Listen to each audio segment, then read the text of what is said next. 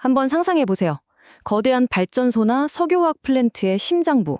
그 안에는 뜨거운 증기와 가스를 실어 나르는 수많은 강철 배관이 우리 몸의 혈관처럼 뻗어 있거든요. 그런데 만약 이 강철의 가장 단단해야 할 부분에서 아무도 모르게 아주 치명적인 균열이 자라나고 있다면 어떨까요? 바로 지금 보시는 이 거대한 파이프라인, 이게 바로 그 현장인데요. 수백 도의 열과 어마어마한 압력을 버텨내야만 합니다. 만약 이 강철이 아무런 예고도 없이 갑자기 뚝 하고 부러진다면 그 결과는 정말 상상조차 하기 힘든 재앙으로 이어지겠죠? 오늘 우리는 바로 그 재앙에 씨앗이 되는 숨은 파괴자의 정체를 낱낱이 파헤쳐 보겠습니다. 자, 그래서 오늘 우리가 뭘 알아볼 거냐면요. 먼저 강철 속에 숨어 있는 이 파괴자의 정체가 도대체 뭔지 알아보고 또 어떤 메커니즘으로 강철을 무너뜨리는지 그 과정을 분석할 겁니다.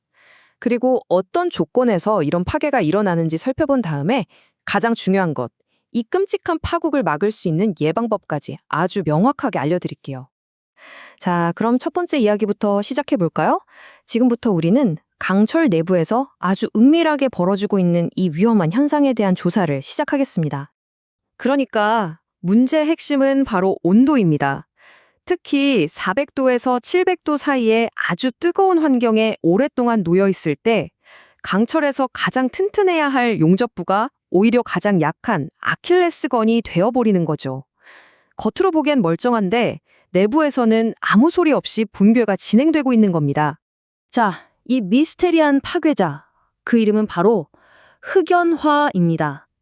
지금부터 그 범인의 정체가 뭔지 자세히 들여다보겠습니다.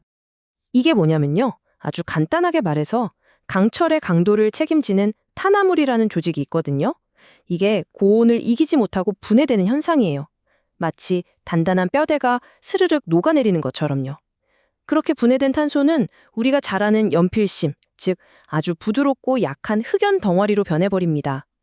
단단한 강철 조직 안에 말랑말랑한 연필심이 콕콕 박혀있는 셈인데 과연 그 강철이 버틸 수 있을까요?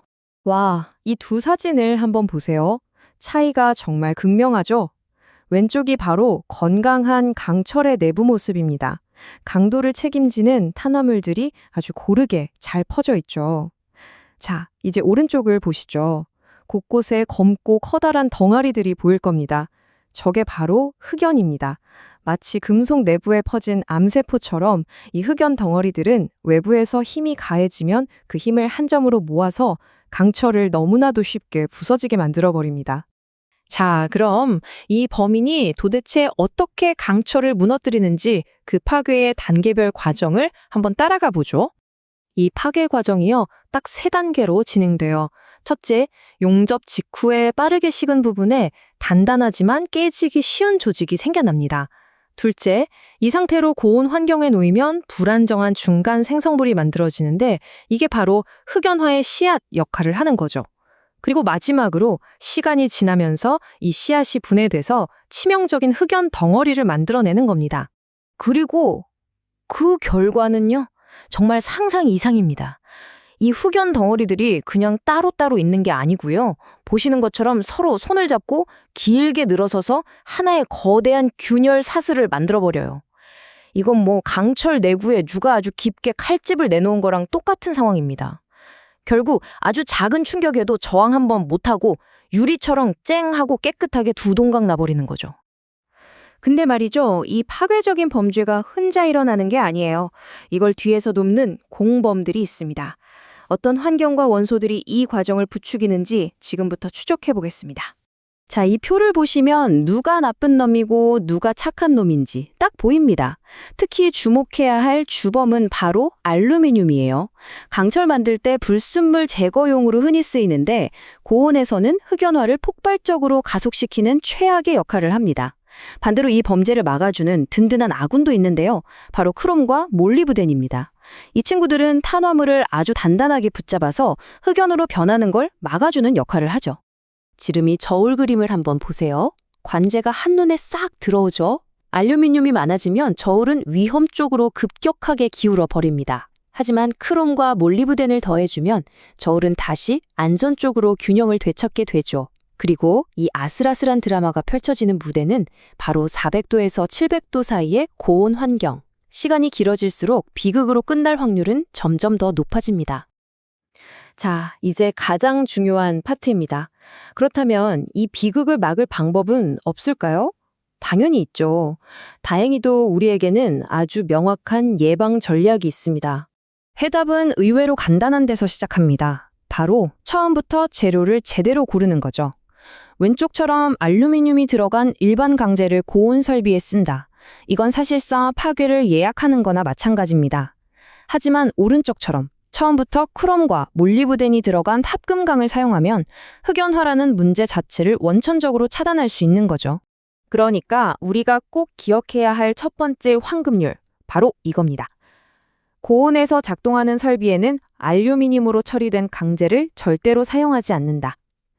설계 단계에서 이 원칙 하나만 지켜도 수많은 잠재적 재앙을 막을 수 있습니다. 자, 여기서 정말 흥미로운 지점이 나옵니다. 만약 이미 흑연화가 시작됐다면 되돌릴 수 있을까요? 정답은 네입니다. 열처리라는 강력한 해독제가 있거든요. 근데 여기서 아주 중요한 게 있어요. 그래프의 A 곡선처럼 그냥 평범한 열처리로는 흑연을 없앨 수가 없습니다. 온도가 충분하지 않거든요. 반드시 B 곡선처럼 A1 변태점이라는 특정 임계 온도 이상으로 강철을 가열해야만 그 암세포 같던 흑연이 다시 강철 속으로 완전히 녹아들어가서 건강한 조직으로 돌아올 수 있습니다. 자, 그럼 오늘 이야기의 핵심, 이 재앙을 막기 위한 최종 체크리스트. 딱 3가지만 기억하세요. 첫째, 알루미늄 함량을 철저히 관리할 것. 둘째, 처음부터 크롬과 몰리브덴이 들어간 안정적인 합금강을 선택할 것. 그리고 셋째, 필요하다면 반드시 A1 변태점 이상의 특별 열처리를 적용할 것. 이 3가지가 바로 흑연화라는 시한폭탄을 제거하는 가장 확실한 방법입니다. 오늘 우리가 살펴본 것처럼 흑연화는 정말 무서운 파괴자이지만 올바른 지식만 있다면 충분히 예방하고 통제할 수 있는 현상입니다. 결국 진짜 문제는 기술이 아니라 사람에게 있는 셈이죠. 과연 이 중요한 지식이 우리의 안전과 직결된 모든 현장의 엔지니어와 기술자들에게 제대로 전달되고 있을까요? 그리고 우리는 그것을 어떻게 보장할 수 있을까요? 한 번쯤 깊이 생각해 볼 문제입니다.